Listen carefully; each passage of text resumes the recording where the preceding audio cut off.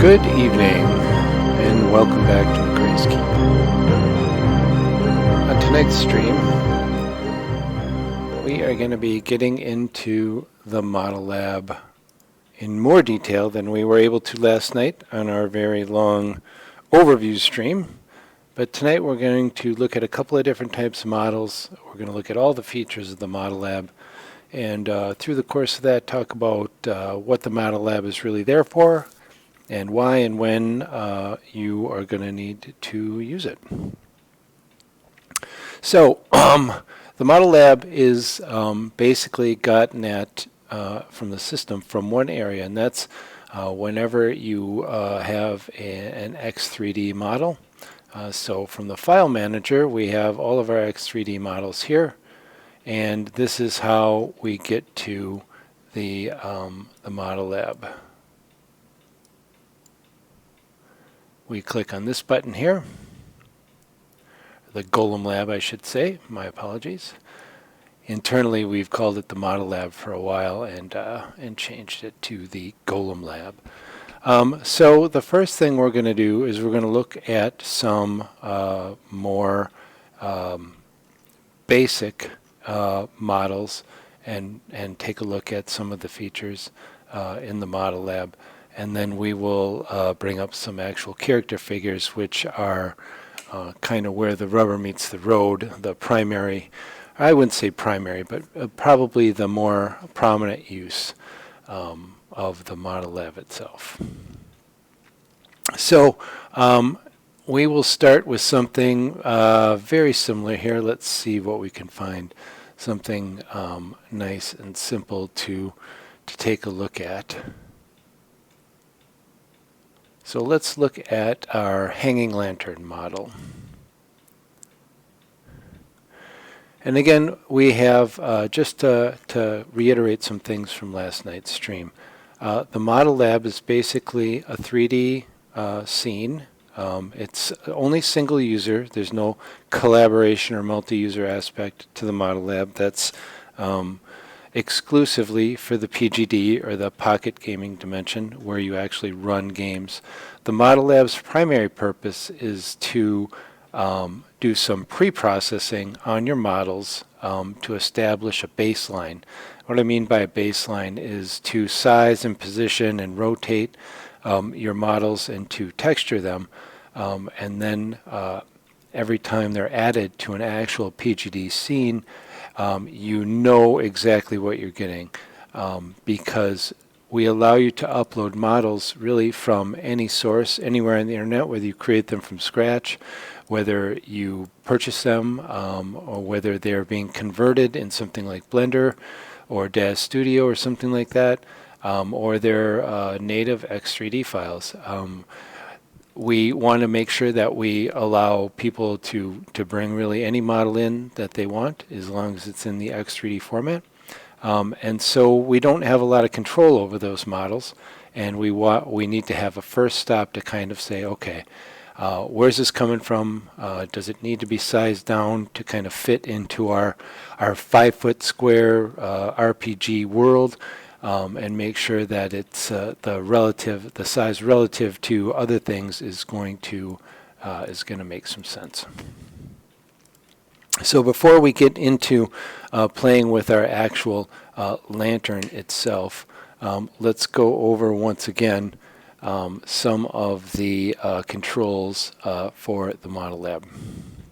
So as you can see, we can move around to take a different look, different angles at our model. And as we discussed last night, you can always see through the back of these walls in the model lab. So when we zoom out like this, it looks like there's no wall on the front here, but if you rotate around, you see that there is.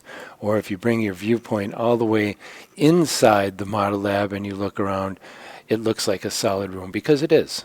We just make sure that no matter where your viewpoint is, the walls aren't hindering what you're seeing and what you're doing.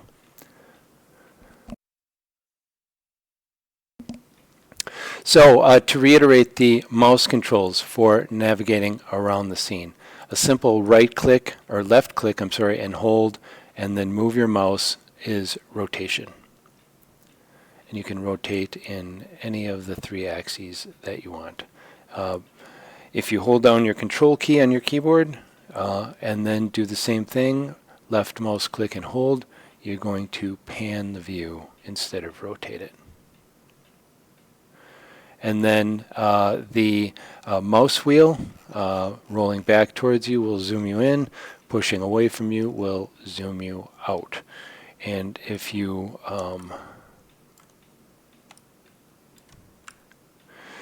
want to zoom without using the mouse wheel, you can hold the Alt key down, and then while left click and hold, moving your mouse up and down or side to side, you will zoom in and out.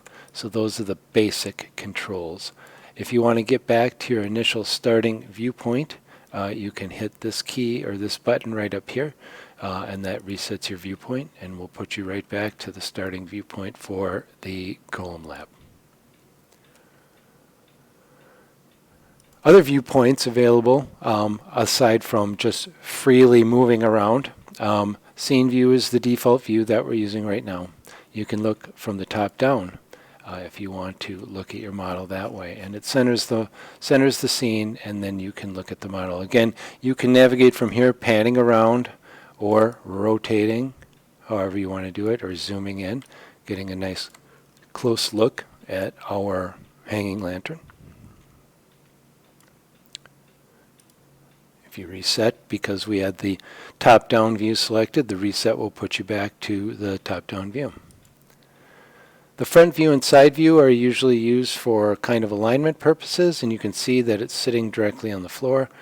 Sometimes you want things to sit up a little or down a little, depending on the model and what it's used for. And you can look from the side or from the front. They're very similar, especially in this case when you have basically a model that doesn't look all that different except for these flames in the middle. But in some cases it makes a lot of difference on how you're looking at it. The reset to show all button basically will show every object that's in the scene, or in this case in the Golem Lab. That includes the walls of the Golem Lab itself. Sometimes when you bring a model in, it will be scaled very large. It depends on the source of the model, and it depends if any scaling or sizing was done prior to the upload. And we'll show you that with a character figure. They come in very large. So sometimes you want to kind of back off and see, and this will size and scale the display or move the viewpoint back to the point where you're actually seeing everything that's in the scene. This doesn't change the viewpoint, however, so whatever viewpoint you're in, hitting the reset button will reset you to the starting point of that viewpoint. We were on the side view there. So we'll go back to the scene view here. This light is toggles what's called the headlight, and in X3D, which is the 3D system that we use here at Macray's Keep, the term headlight's a bit of a misnomer. It conjures up visions of like a miner's helmet with a headlight on it, or a lot of times now people have little headlamps that are on elastic straps that they wear on their head for working and whatnot. That's not really what it is. Lighting in 3D scenes can be a little mind-bending when you think of it. Right now we have a light source in the model lab that is shedding light. The light source is positioned up above, so it shines down on everything. It does not have visible geometry, but it's there. If we are to turn that off, and we'll get into this menu a little bit in a second, we can change that light source, the intensity and the ambient intensity, the radius if we want to.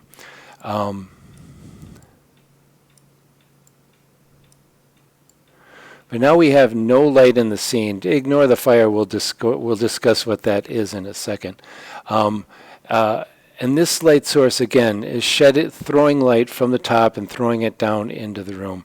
And depending on the model and the angle of various things, again, this is a fairly simplistic model, so this may not be the best way to explain this, but you may not get full light on all the surfaces. And sometimes when you're in the Golem lab and you're doing texturing or you're doing other things, manipulating the model, you might want to really not screw around with lighting. You just want to see everything fully lit. No source of the light, where it's positioned or the type of light it is. And what the headlight does is it fully lights the model no matter what else is going on. There's no other, it doesn't throw any light, but anything that you're looking at is fully lit.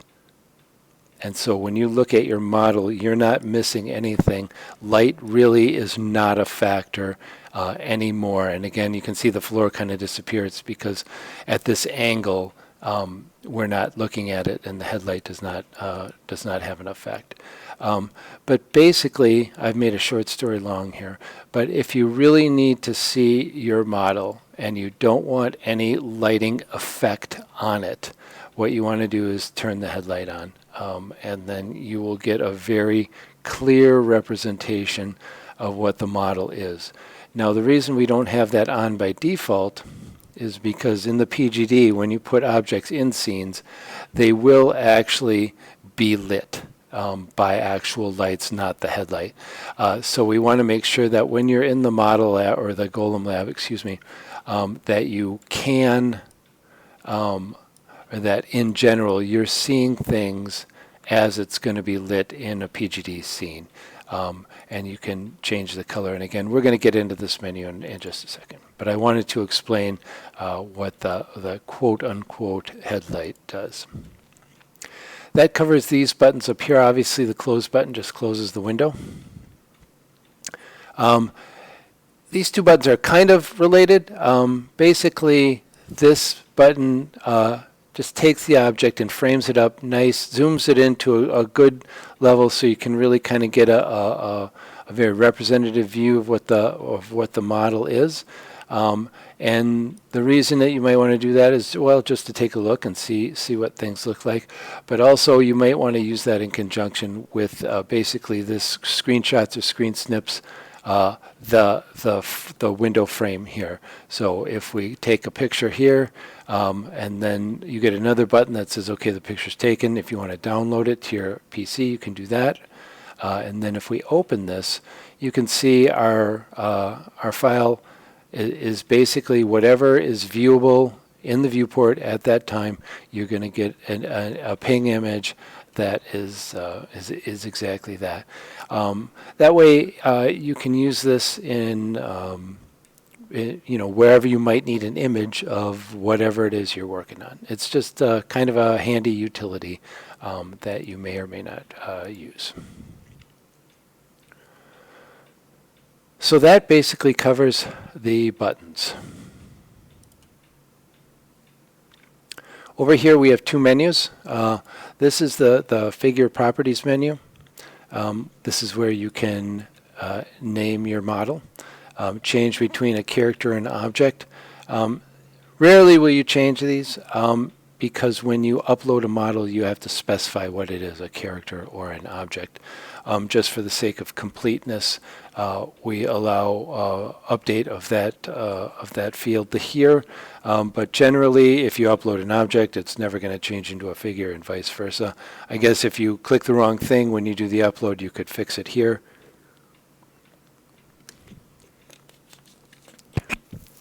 And the differences between the two really come down to objects don't have viewpoints, basically.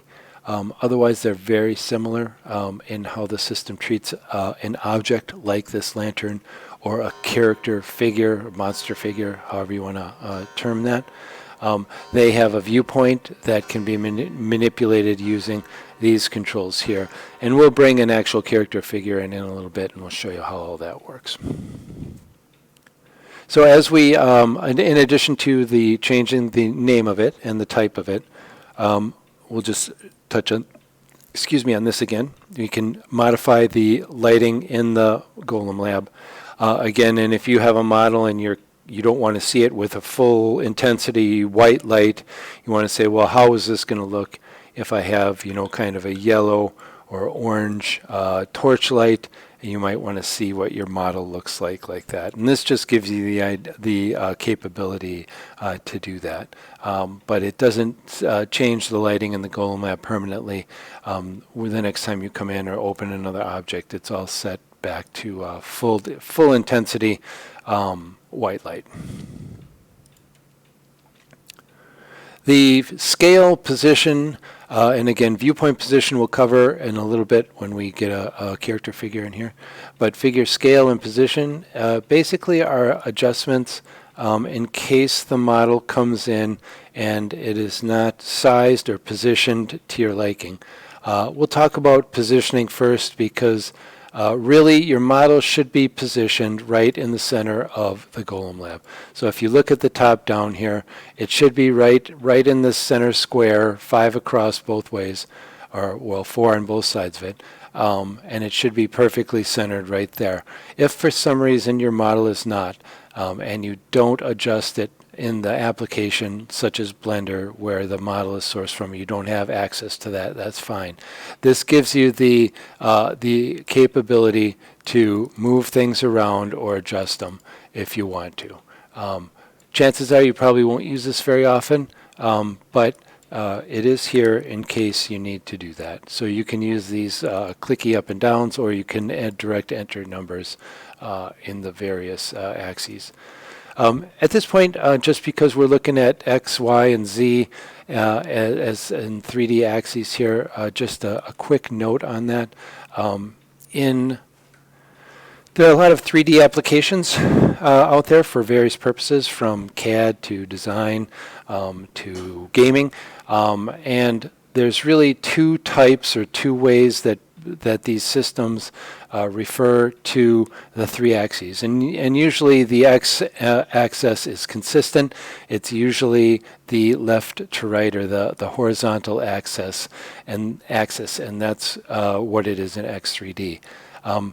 The difference really comes in the up and down axis. A lot of 3D systems, or coordinate systems, if you will, have Z. The Z-axis is the vertical, if you will, the up and down axis. And some coordinate systems describe the vertical axis as the Y-axis.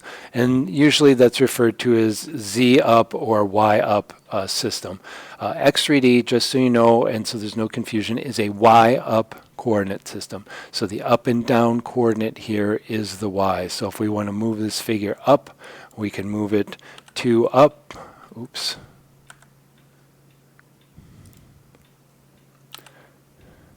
to up,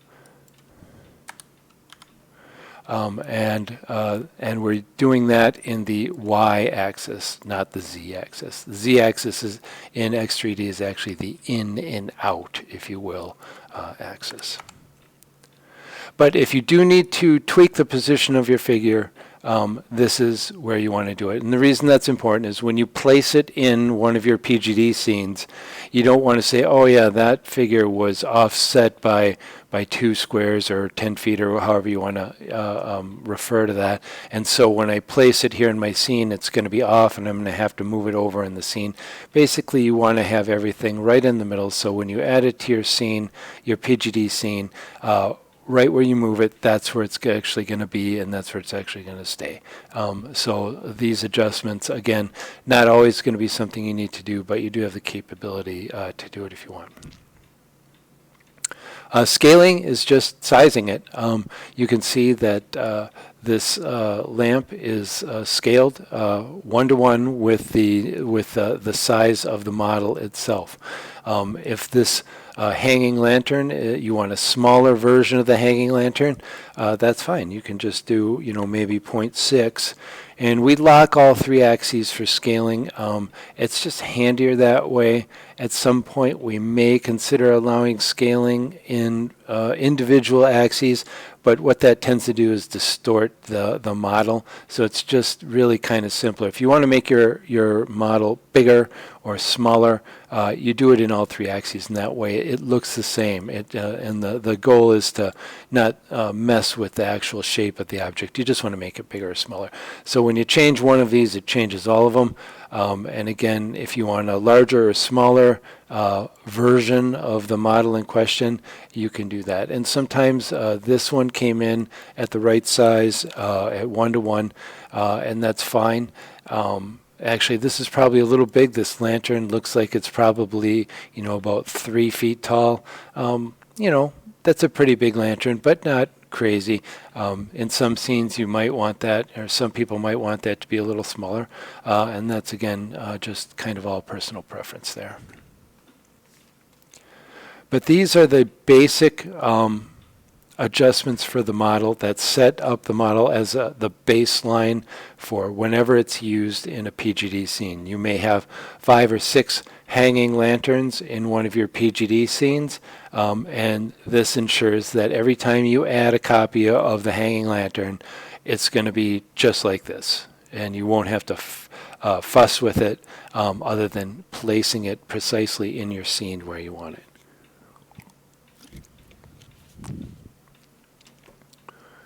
The buttons down here, this is to turn on and off the visual viewpoint indicator, and you can see here we don't have a viewpoint for objects, and again we'll get into that for a character model in a bit. You can turn on and off the rotational controls, so if you want to rotate your model for one reason or another, again, so that it's you establish the baseline for whenever it is put into a scene, you can certainly do that. But generally, you're not going to have to do this. There are some cases where you will, but generally not at all. And then these 3 buttons just allow you to turn on and off the floor, walls, and ceiling. And you may want to do that if you want to use the camera controls to take a snip of something, if you don't want the Model Lab grid in the background or the Golem Lab grid in the background. You can do that. Or for larger models, maybe you have the floor turned on, but you don't want to have the walls or ceiling. They're getting in the way. And this just gives you a little flexibility there.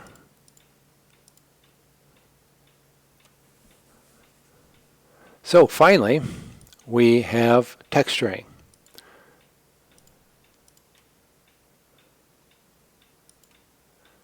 So this, again, a very simple model. It only has 3 different elements to it, and we can apply different textures. Texture being a color or a actual image texture, and we'll get into some of the different options there. So we have 3 things here. We have the lantern itself, we have flame 1 and flame 2, and if you look here you can see that we have 2 kind of 3D looking sort of flames. Flames are tough to do, but in any case, there they are. Excuse me. Sorry about that. So let's talk about the lantern first. The lantern is the metal part of the lantern, and options for texturing are colors. We have a diffuse color. A diffuse color is the color that you see when lit. In this case, we're not seeing the color because there is an image texture on here. But basically, if you want to think of the diffuse color as if you painted something, this would be the color that you would see. The specular color basically has to do with shininess. Specular color and shininess go together. If you change the shininess value, you have to change the specular color slightly to give you the actual shiny effect that you want. And again, we'll get to a model that doesn't have an actual image texture on it, and we'll show you the specular and the shininess and how they go together. And then there's the emissive color, and we're going to save that for when we look at our flames. Emissive color basically is the color that's seen regardless of lighting. And you saw earlier when we turned all the lights off in the Golem lab, you still saw the flames. They're not throwing any light, they're not a light source, but they don't need any light to be seen, just like a flame in a hanging lamp might be. And so that allows you to do some pretty cool effects that way. And we'll get into transparency here when we look at the flames in just a second as well. But as far as image textures go, you can apply a single image or you can apply a tiled image. And in this case, this is a tiled image that repeats all over the surface of the object itself.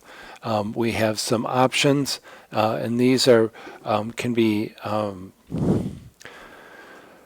don't know what the term is.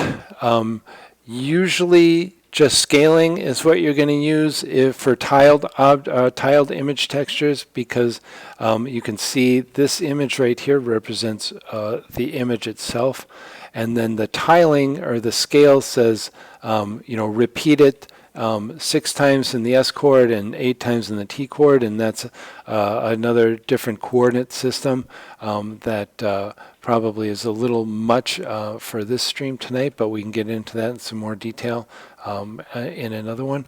The centering and the translation of the texture really is more relevant when we apply a single image, not a tiled image, to the model, and I'll show you an example of that in a little bit as well. Also, we can rotate the image, and I'll show you some changes here. So if we were to change the scale of this texturing from to 1:1, you can see that it's taking this image one time and wrapping it all around this, both side to side and up and down. And that doesn't look, well, I mean, look, again, who's to say what looks good and what doesn't look good?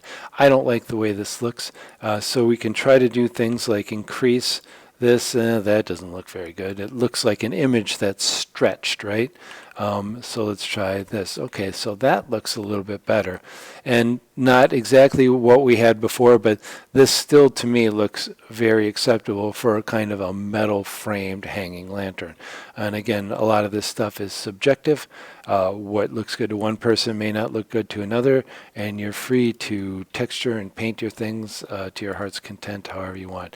And if you watch this image, if we rotate it, we can do kooky, crazy effects like that, depending on how we rotate the image. And again, rotation probably comes in more with single images as opposed to tile ones, but not always, especially when you're looking at some things like wood grain. You apply wood grain to something, and you want to make sure that the wood grain goes the long way through the piece of wood. And we'll show you examples of that in a few minutes. So let's move on.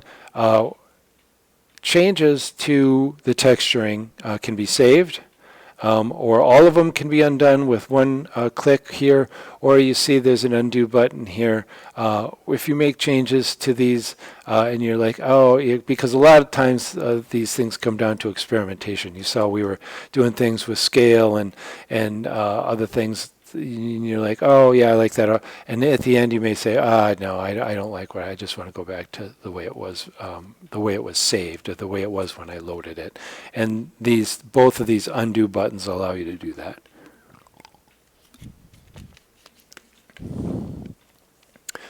So if we go to our flame, you can see a couple of things happen down here when we selected it. And again, the green border indicates this is the component that you're working on in the model. Our diffuse color, or the color that is reflected by light, is this orangish color. Specular, again, is no longer black, but you can see our shininess slider went up too. So we wanted to make sure that that all matches. And then our emissive color, as we talked about, emissive color being the color that is shown regardless of whether there's light shining on it. That's the best way that I can explain that. I'm certainly not the world's leading authority on 3D business, but I'll give you my best explanations as we go. And then transparency, again, you can have sliding spectrum of transparency. So if you want no transparency, you can see this yellow flame now got solid. And if we can go, you can start seeing the orange or the darker flame right through there, and you can actually go to the point of having it fully transparent. No real purpose in that, but depending, again, you can play around with transparency and all these other things to achieve the effect that you want. You can see this is fully just colors. We're just using the 3 colors here. 3 types of coloring, no image texture at all, so all of this stuff down here does not apply at all. So we will just undo that and leave it all alone the way it was. So let's look at a more complex object. We'll get to some characters later. So let's look at our armor.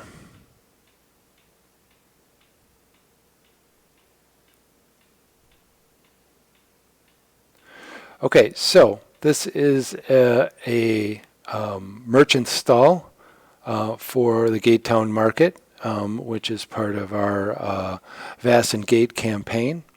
And you can see here much more complicated, complex model. And you can see we're using a variety of different textures, lots of wood here, and we'll go through some of these. Again, we won't go through all of the controls. We're just going to focus more on our components and our texturing here. Here you can see many more components that we can change and make an effect on. And again, this is fully lit, bright light here in the Golem lab. Looks different under kind of more subtle or more realistic lighting, but for now this gives us a clear idea of everything. And the first thing that probably jumps out to you here, lots of wood. And as I mentioned, with wood grain, you can actually get some very good effects with the various. We have several different kinds of wood here. And the wood grains based on scaling and rotation, you want to make sure that they're done the right way or they can look pretty silly.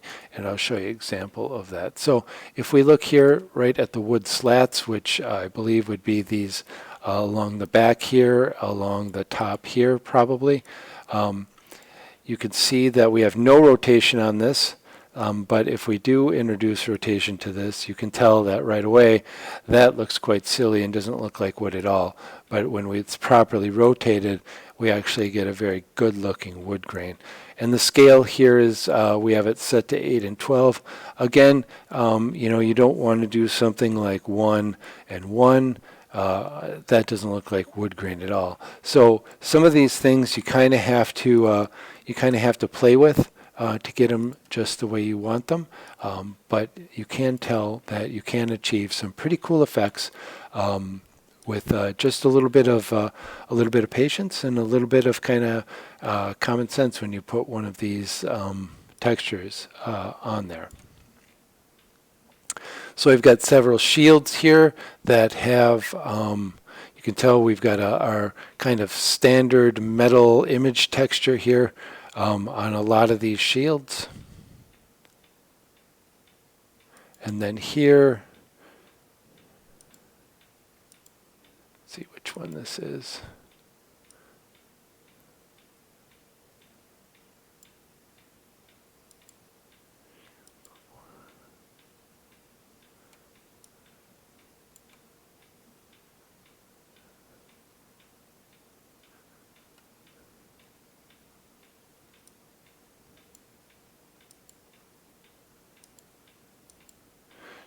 Oh, here we go. So shield 5 looks like it's this one here based on the wood pattern. And again, you can see we've got rotation because if this comes in natively like this, again, this doesn't look awful. A shield may be built like this, but I thought that the up and down the boards, if you will, of the shield being vertical as opposed to horizontal looked like it made more sense. So we can look at like the wood table, the tabletop here. Again, we've got rotated wood grain. If it wasn't rotated, again, does that look awful? Not terrible, but most tables I think have the grain going this way. This looks to me much more realistic. Again, your scene, your model, you can texture things exactly how you want.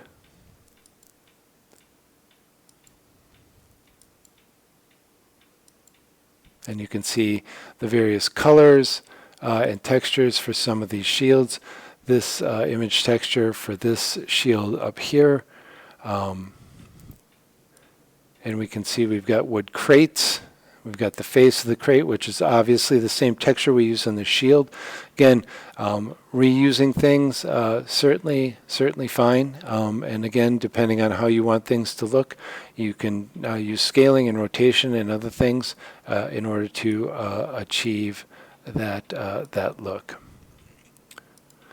So if we look at some of these helmets that are on the table and on these dummies, you can see this actually is the same texture we had on our hanging lantern, and I think it's it's this helmet here and this helmet here are textured, and getting in there close you can see that, but you know, at a normal viewing distance they actually look like cool helmets. And you know, you can do a lot of experimentations and get a lot of different effects based on the image texture and colors that you're using.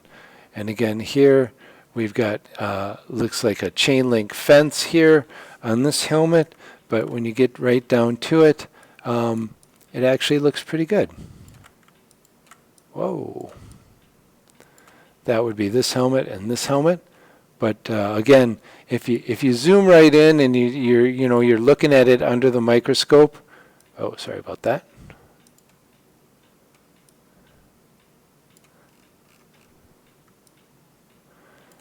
It gets a little weird, but if you look at it kind of from a normal kind of perspective, these all look pretty legit. And again, when you have lighting in a scene, all of that stuff, you can actually get very good effect for all this stuff. And again, same thing with the armor. Got kind of a normal metal armor here. This is more of a chain link that we've scaled up to 16 by 16 to get kind of a more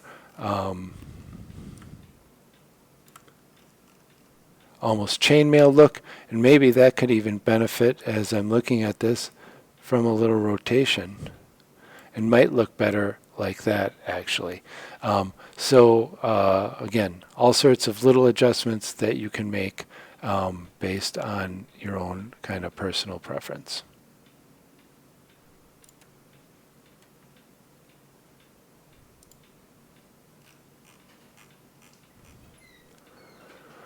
Let's take a look at another one of our merchant stalls. And this one, let's see. Let's look at the butcher. This has got some funny textures in it.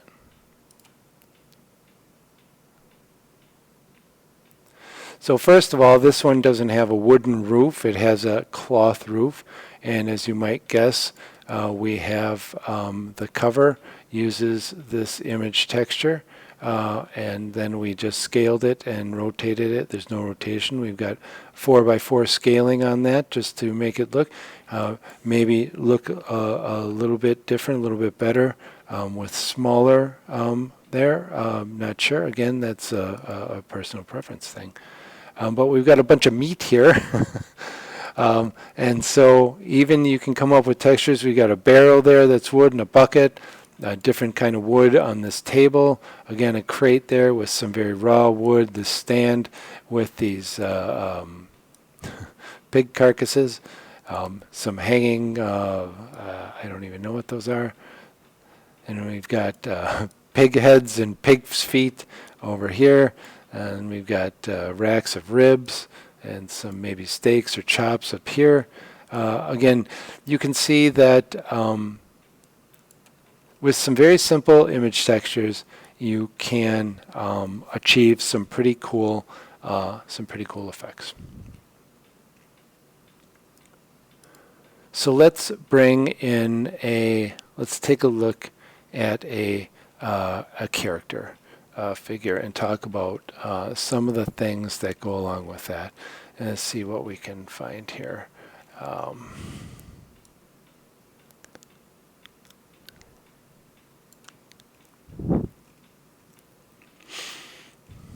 just want to find something reasonable. Yeah, the lizard folk I think we've seen before. Well, we can look at some of our goblins. They're pretty straightforward.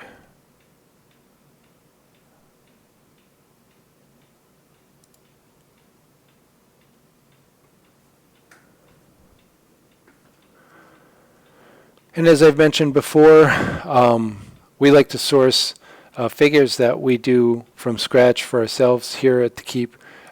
We like to get from Eldritch Foundry. And we've got several videos, VODs on Twitch or videos on our YouTube channel, which you can get to all that stuff from these links right down here. While we're talking about links, I would appreciate it if you're enjoying the stream, if you're enjoying the content, if you're looking forward to using the site. Please go and check out our Kickstarter page. It's going to be launching on July 1st. And there's a button on there. If you click this link that you can click, you got to set up a Kickstarter account for yourself, but you'll get notified when the Kickstarter goes live, and we'd very much appreciate anybody and everybody who is willing to do that for us. Whether you plan to back the project or not, it would still be very helpful to us to get as many people following that project before we go live in a couple of weeks. So here we have one of our goblin figures. Again, this we got from Eldritch Foundry, one of the kind of mainstream figure providers for STL or 3D printable figures. We kind of don't take it that far to the 3D printing part. We grab the STL file download, which at Eldritch Foundry is only $5 for a figure, is a great deal. We paint them up in Blender, and again on the YouTube page you can see a number of videos where we show you how to use Blender to do the painting and convert those STL files into X3D files that you can upload directly to the Keep here. Once in the Keep, we can do all of the texturing and coloring, just like you saw for the other models we do, and I'll show you how to do that with this figure here in a second. The biggest difference between what we were looking at in the kind of object models versus a character figure model is the viewpoint. And you can see this big blue cone that's stuck right in front of his face, and if we change to the front view, or frame it up with this, you can see that his eyes are looking straight through that cone, and that's the whole idea. When you are in a PGD scene, you can change into, well, as the Dungeon Master, you can change into the viewpoint of any character in the scene. As a player, you can switch into the viewpoint of any character that you're playing. Whether it's one character or more than one, you can switch into those viewpoints. So we need to make sure that when a figure comes in, we don't always know which way that figure is oriented rotationally. We don't know how tall it is. This goblin is a little shorter than a human, a lot shorter than a dragon or other large creature. So being able to adjust this the viewpoint so that when you switch into that viewpoint in scene, you're not looking out their navel or at their waist or way over their head. You're looking out at basically eye level. And the way that we handle that here is with these controls that we touched on earlier, but it's the viewpoint position, to a lesser extent the viewpoint tilt. And I'll explain that in a second.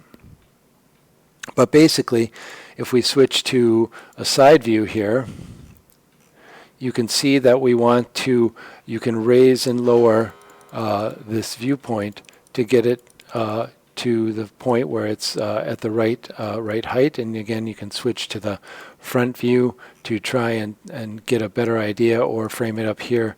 And basically what you want is you want their head right in the middle, of the circle, and their eyes looking straight through it. And in here, if we switch to the character view, basically see where our viewpoint is a little too close to the face and we're actually inside the head. So we want to move that in and out. So we want to move it out a little bit.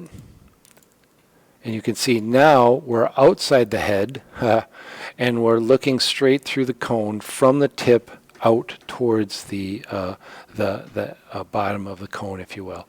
And this is how it should look if everything is aligned just right. And again, if you want to, you can move that a little bit out more. But again, you want to make sure that you're seeing basically a full blue circle or purple circle, whatever you want to call it. And that is going to tell you whether or not your viewpoint is lined up correctly. And this one looks to be lined up very well. And again, it doesn't have to be down to, you know, the millimeter or anything like that. You want to make sure that when you switch into that character's viewpoint, you're basically looking out where their eyes are approximately.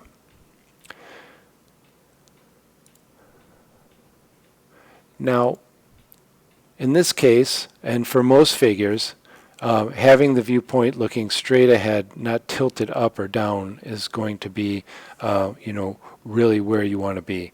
But in the case of a very tall or very small model, you may not want to. If you've got the head of, say, a Yeti, we've got a cool Yeti figure that we've been working on here. Let's bring him in here, because he's big enough to the point where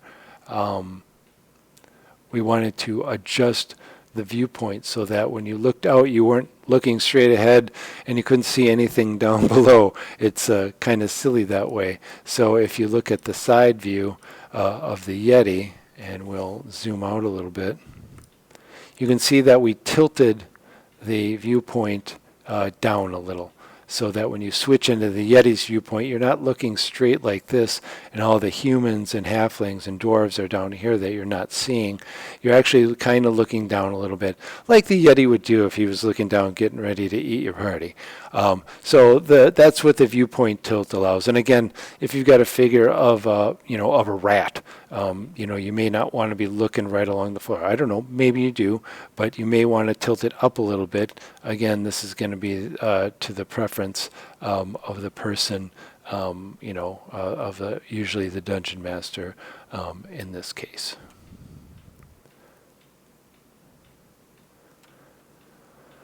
So back to figure components, and I guess we'll go back to our goblin. He's a little more useful. The Yeti, as cool as he is, doesn't have a ton of components with which to mess with.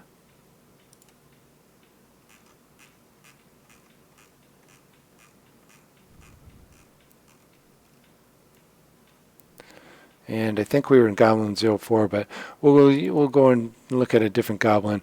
These goblins are very similar in size and figure and function. They just this is the shaman. He's pretty cool. But again, you can see viewpoint is lined up there, so that if we switch into character view, we're seeing that nice purple circle again. But when you get into wanting to texture, color, paint, if you will, your figure, you're probably going to want to, kind of get your viewpoint set up here. This is why we allow you to turn off the visual viewpoint indicator, because when you want to look at your figure and you've got your viewpoint adjusted already, it's just in the way. So basically, we've got our goblin, and just like with any figure, you can use basic colors. So In this case, for the skin, all we have is a diffuse color. That's it. No shininess, no specularity, no emissive color. Some creatures, maybe they are gonna glow. They're not gonna need light. But in this case, we just have kind of a green goblin color. You can change that really at any point you want and change it to a different shade of green or black or anything you want altogether. You can do all that right here. All you got to do is click the save button, and that's the end of it.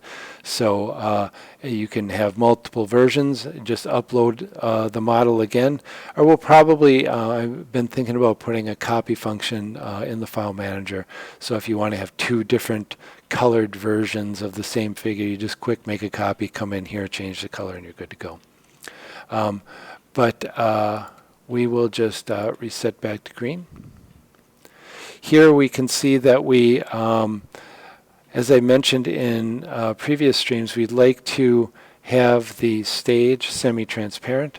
That way, again, in the Golem lab here, we're just on a plain gray square, so it doesn't really look like anything. But when you're on in a PGD scene, the ground or the floor might have some design that you want to be able to see through the base, but you still want to be able to see the base. So we like to make our stages semi-transparent. You can also see, if you look closely at the head of his staff here, that is also transparent and shiny. Let's see. So staff head 1, you can see we've halfway transparent, and staff head 2, which is this red part here, we have specular color, making that shiny. We have diffuse color. If we wanted to make this glow, we could give it an emissive color too. Again, it just really comes down to what you want to do. There, I think that's actually better. We're going to save that. Again, when you save things, you're going to get an indicator up here. Again, in general, keep an eye when you're doing things in the system, whether it's the Golem lab or the PGD or really modifying your character or doing anything. The upper right here is where we display little pop-up messages on the result of the progress, whether something worked or didn't work.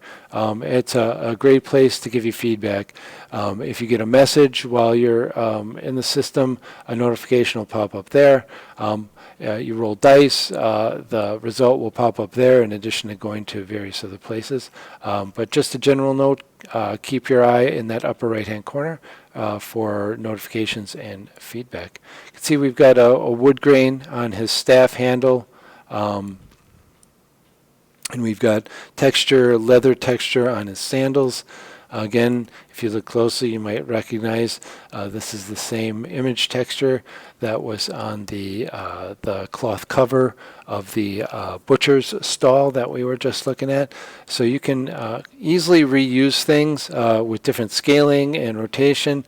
It's a lot of times just difficult to even tell that something was reused. We're always adding different textures and image textures, so there are a largely unlimited number of those. And whether you want to do that or just have basic diffuse colors, completely up to you. But again, anything in here, all of his loincloth and the fur around here, we could change that. Colors, add different textures to it. So you can get quite detailed on how you have all of your models and your figures look.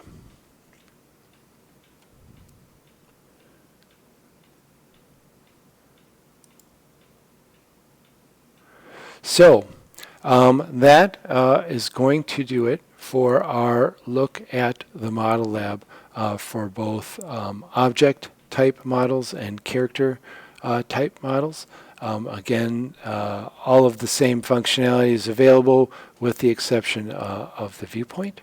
And we will get into more options with regard to objects and figures when we get into actual PGD scenes. Once this figure's in a scene, the different things you can do. All objects and character figures have light sources that can be turned on and off, and colors and intensities and radiuses can be configured. Every figure can have a audio clip associated with it that can be played on demand or looped, as well as the scene itself. And then there's all sorts of other things that you can do in a scene. And on the next stream, we'll get into the PGD itself, the Pocket Gaming Dimension, and go into some authoring options for creating scenes, manipulating the basics of scenes, adding figures, adding objects, and doing all those kind of authoring things that you want to do. But for now, we're going to call this a stream. Thanks a lot for watching. Again, if you'd be so kind as to check out our Kickstarter page and click the Get Notified button when we go live. Also, just so you know, July 1st is the go live date, and we'd certainly appreciate any support that you can offer. If you want to follow us here on Twitch, subscribe and like on YouTube, also Twitter. We do most of our communication socially via Twitter, and some on Facebook as well. So if you find us there, please give us a friend, and we'll friend or follow you back. Thanks a lot for watching. See you next time.